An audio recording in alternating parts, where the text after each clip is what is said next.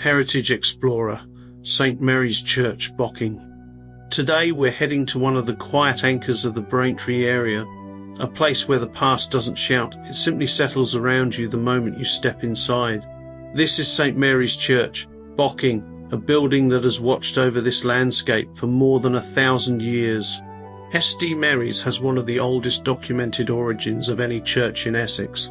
Its story begins in the early 11th century, when the lands of Bocking were granted to Christ Church, Canterbury.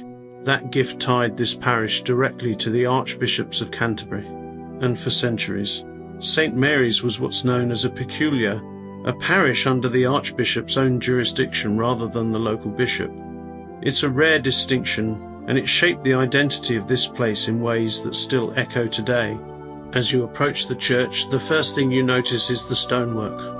The building is mainly 15th and 16th century, flint rubble and pale limestone that catch the light beautifully on a bright day.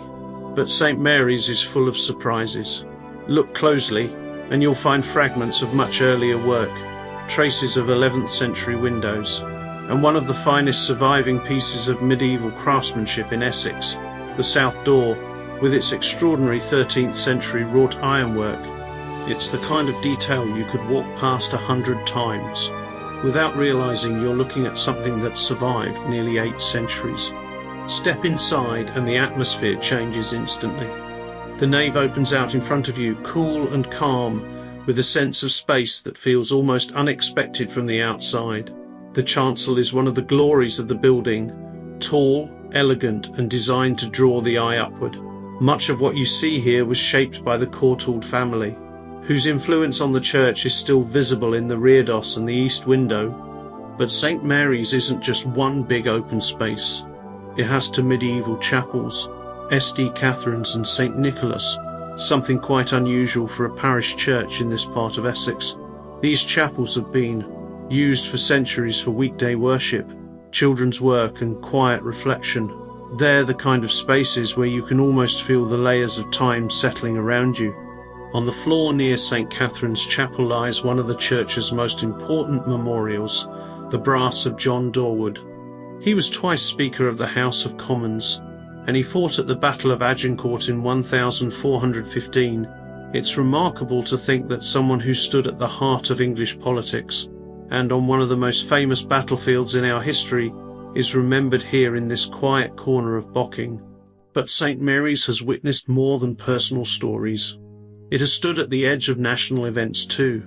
In 1381, during the Peasants' Revolt, Bocking became the site of the first organised discussions between the rebels before they marched toward London. Imagine that, this peaceful parish suddenly becoming a meeting point for one of the most dramatic uprisings in medieval England. And yet through all of that, the church remained what it has always been, a place of worship, a place of community, and a place where the everyday lives of ordinary people unfolded. Christenings, weddings, funerals, Sunday services, quiet prayers, moments of joy and moments of grief, all of it held within these walls. Look up at the roof and you'll see carved bosses that tell their own story.